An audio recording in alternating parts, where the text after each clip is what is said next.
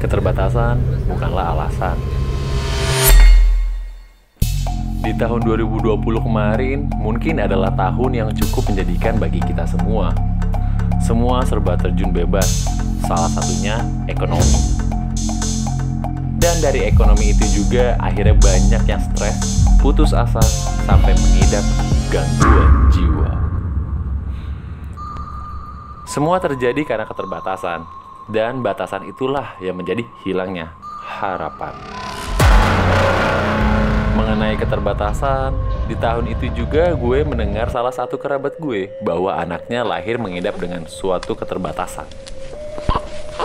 Hal inilah yang membuat gue tertarik berbicara tentang keterbatasan. Di Indonesia sendiri, ternyata yang mengidap keterbatasan berdasarkan data Susenas pada tahun 2018 saja ada pada angka 14,2% dari penduduk Indonesia, atau sekitar 30,38 juta jiwa.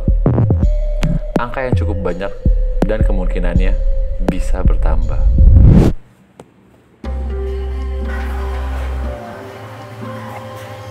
Berdasarkan dari semua cerita tersebut, hal itulah yang membuat gue tertarik untuk berbincang dengan Mimi Lusli mengenai keterbatasan. Siapa dia? Biasanya kalau murid-murid saya panggil saya Bunda Mimi. Bunda Mimi, oke. Iya. Ya Bunda. Seseorang yang mempunyai keterbatasan tunanetra dengan segudang prestasi. S1 saya pendidikan dan counseling. Yes. Ya. Lalu S2 saya dan S2 saya 2 nih ya. Master saya yang pertama. Tapi dua-duanya ini lebih ke arah ilmu sosial dan ilmu sosial lah ya. Jadi yang pertama itu saya ambil di UI. Ya, S1 saya kan dari Sanata Dharma Yogyakarta. Lalu S2 saya yang pertama saya ambil di UI tentang administrasi publik. FISIP kan di sana. Lalu saya dapat scholarship Chevening Award dari British Council. Itu saya ambil lagi master degree untuk ilmu komunikasi.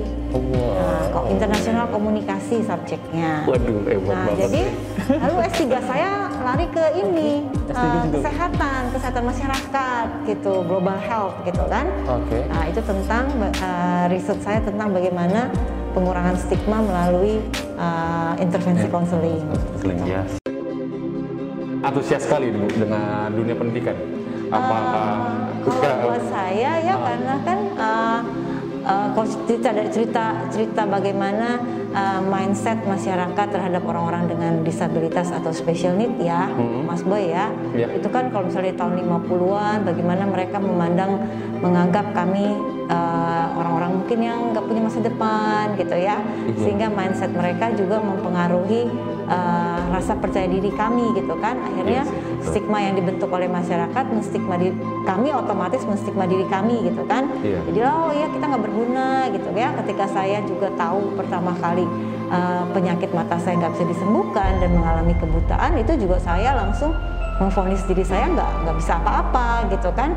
Kenapa? Karena saya memvonis diri saya nggak bisa apa-apa atau menstigma diri saya nggak bisa apa-apa karena masyarakat sudah punya mindset itu yang terus dibicarakan di antara masyarakat gitu, atau mereka hanya bisa menunjukkan perilaku kasihan gitu kan, dibantu, dilayani gitu kan ya, sehingga serasa di tahun-tahun itu 60, tahun 70, 80 itu tidak ada ruang untuk bisa berdaya gitu. Nah itu yang membuat saya menjadi lebih apa ya, punya misi. Gue mesti sekolah nih gitu, gue mesti belajar nih gitu, karena kalau kita hanya ngomong, itu menurut saya ya, kalau saya hanya ngomong gitu, minta A, minta B gitu ya, menunjukkan bahwa gue mau berdaya nih, gue bisa gitu kan. Nah tapi menurut saya saat itu saya harus sekolah dulu, saya harus belajar dulu, saya harus meraih gelar kesarjanaan saya dulu. Mungkin dengan cara ini tanpa saya bicara masyarakat lebih paham gitu. Iya sih, betul. Bisa mengubah mindsetnya gitu, rasa saya. Betul. Apa yang dia hasilkan? Apa yang bisa dikerjakan dari seseorang yang mempunyai keterbatasan? Saya juga bersyukur karena saya selalu mendorong adik-adik saya yang special need sekolah, belajar, kuliah gitu kan. Dan di tahun itu sudah lebih banyak kami yang selesai S1 gitu kan. Sehingga dengan semakin banyaknya kami bisa meraih S1 sarjana gitu ya. Dan sehingga kami juga bisa berbicara lebih struktur kan ya. Lebih akademisi gitu kan. Lebih bisa berdebat, bukan hanya debat demo gitu kan ya, debat protes yang tanpa ada reason, academically reasonnya gitu kan lah ya. Jadi karena kami sudah semakin banyak dari tahun ke tahun dan sampai tahun ini sudah semakin banyak yang tamat S2 juga gitu, S3 gitu kan ya, sehingga kami bisa me-arrange sebuah organisasi disabilitas yang melakukan gerakan-gerakan gitu ya. Sehingga convention itu juga akhirnya berhasil kita ratifikasi menjadi undang-undang baru menggantikan undang-undang yang 97, dan kami sekarang punya undang-undang 8 2016 tentang penyandang disabilitas. Nah, itulah kita mau terus kejar pemerintah dan masyarakat untuk men-treat kami itu based on the human right gitu. Semuanya bisa dilakukan. Si Mimi Institute ini juga terlahir dari misi ibu itu juga kan? Iya, saya lahir dari misi ini kan. Mimi Institute, nama saya Mimi ya. Sebenarnya itu singkatan Masyarakat Indonesia, Masyarakat Inklusi ya. Dengan Bhinneka Tunggal Ika yang kita punya, seharusnya negara kita ini sangat inklusif untuk semua orang. Hanya keberbedaan teman-teman dengan disabilitas dengan cara hidup yang beda ini gitu ya, misalnya berjalan bukan pakai kaki tapi pakai roda gitu kan ya, mendengarnya bukan pakai telinga tapi pakai mata gitu kan ya, itu yang masih dilihat atau dipahami sesuatu yang aneh gitu, sesuatu yang nggak normal. Nah, itu yang kita terus berjuang stop to think about that gitu kan. Jadi iya betul, nggak bener gitu Bang. Ketika saya baca pakai tangan saya itu bukan aneh, bukan nggak normal, tapi itu adalah part of my life gitu kan. Itu identitas saya gitu. Nah, ini kami sedang terus berjuang agar pemerintah dan masyarakat dan setiap individu mau mengakui cara hidup kami yang berbeda ini untuk dimasukkan dalam human diversity gitu kan.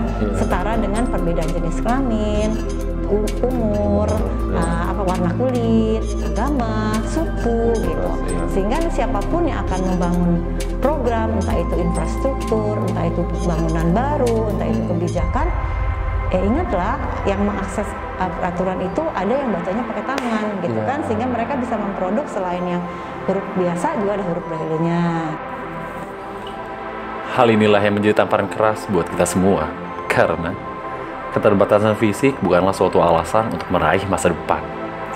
Apalagi kita yang selalu mengeluh tentang keterbatasan finansial ataupun pendidikan. Apapun itu keterbatasannya, kita masih mempunyai harapan untuk dapat meraih mimpi kita. Karena di mata Tuhan, kita semua sama-sama manusia. Mereka aja bisa, kenapa kita enggak? Mereka aja yang mempunyai keterbatasan punya masa depan. Mereka aja yang layak, kenapa kita tidak?